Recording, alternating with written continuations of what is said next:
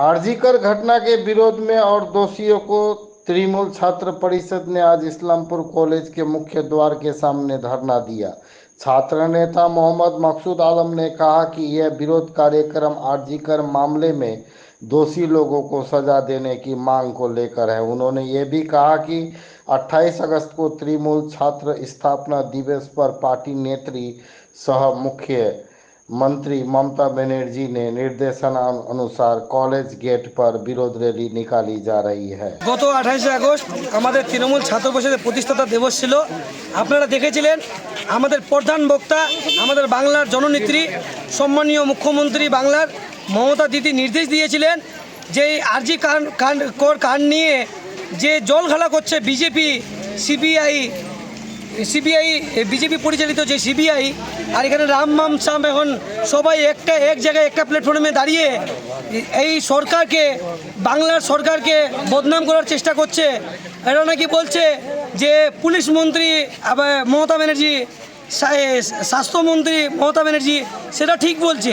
আপনারা দেখেছিলেন এই বাংলার পুলিশ দিদি পরিচালিত যে পুলিশ আছে এরা যে আসামিকে ধরে জেলে ভরেছিলেন একজনকে ছাড়া কিন্তু আজ অবধি সিবিআই দুজন করতে পারেনি। প্রথম কথা। 2 নম্বর কথা, দিদি বলছে বিজেপি এটা নিয়ে রাজনীতি করছে, আমি রাজনীতি করতে দেবো না। তাই ছাত্র সমাজকে এই 28 আগস্টের গান্ধী মূর্তির পাদদেশের মঞ্চ থেকে নির্দেশ দিয়েছিলেন যে বাংলার যে তৃণমূল ছাত্র পরিষদ পরিচালিত যত কলেজ রয়েছে তার কলেজ গেটে কলেজের প্রাঙ্গণে এই আরজি করের প্রতিবাদে আমাদেরকে ধর্ণা প্রতিবাদ করতে বলেছিল। তাই আমরা কলকাতা থাকার কারণে আমরা ইসলামপুরে করতে পারিনি। এটা গত 29 তারিখ থেকে শুরু হয়েছে আর আমাদের বাংলার কিছু কলেজে পরীক্ষাও চলছে।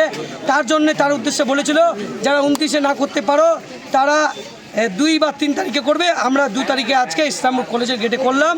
কিন্তু আগামী দিনে এই মোদী সরকারকে হুঁশিয়ারি দিয়ে বলেছে আমাদের দিদি আমাদের অভিষেক দা, এই আরজি কোড নিয়ে যদি রাজনীতি করতে চাও এটা যদি খুব তাড়াতাড়ি বিচার না হয়, ফাঁসি যদি না দেওয়া হয়, তা আগামী দিনে এই আন্দোলনটা বাংলা থেকে বেরিয়ে দিল্লিতে গিয়ে আন্দোলন হবে। আর আগামী দিনে এই ছাত্র সমাজের নেতৃত্বেই এই আরজি কোডকে নিয়ে সিবিআই যে জলঘোলা করছে সেটার পর্দাফাঁস করবে। আমাদের দলের নেত্রী সম্মানীয় মুখ্যমন্ত্রী বাংলার মমতা দিদি স্পেশাল সেশন হিসাবে 2 দিনের জন্য বিধানসভা ডেকেছে। বিধানসভায় একটা বিল পাস করতে চেয়েছে, একটা আইন পাস করতে চেয়েছে যে এই ধর্ষণকারীদের ফাঁসি ছাড়া অন্য কোনো শাস্তি নেই। সে বিজেপিরও ডিমান্ড, অন্য দলেদেরও ডিমান্ড রয়েছে। আজকে যদি বাংলার বিধানসভা থেকে পাস হচ্ছে সেই বিলটা, দিদি যখন বলেছে তাহলে অবশ্যই পাস হবে বাংলার অ্যাসেম্বলি থেকে। এটা যেন দিল্লি থেকে মোদিবাবু এই রাজ্যসভা লোকসভায় যেন পাস করে আগামী দিনে যারা ধর্ষণকারীরা রয়েছে ওদের কাছে যেন এই বার্তাটা যায় যে এই মা বোনরা রয়েছে, এটা পুরো ভারতবর্ষের সবার মা বোন, এদের সাথে এরকম যে ছিনিমিনি খেলা হচ্ছে এটা যেন হয় না। আর এটা নিয়ে যে বিজেপি রাজনীতি করছে, তাহলে বিজেপি যদি রাজনীতি না করে থাকে তাহলে লোকসভায় একবারে কিন্তু এই বিলটাকে পাস করে দিবে। 2 দিন স্পেশাল সেশন ডেকেছে আমাদের দিদি, 2 দিনেই এই স্পেশাল আইনটাকে পাস করবে। আমাদের যে পশ্চিমবঙ্গের কলকাতায় আরজিকর কলেজের যে ঘৃণায়ক দুষ্কৃতি হয়েছে তার দোষীদের দাবিতে দোষীদের প্রতিবাদ করার জন্য আমাদের আজকে প্রোটেস্ট হয়েছিল। টানা 14ই আগস্টে কলকাতা মধ্য বিধান হাইকোর্ট নির্ণয় দিয়েছিল, ট্রান্সফার করা হয়েছিল সিবিআইকে কেসটা। কিন্তু সিবিআই টানা 18 থেকে 20 দিন হয়ে গেল কিছু নির্ণয় দিচ্ছে না।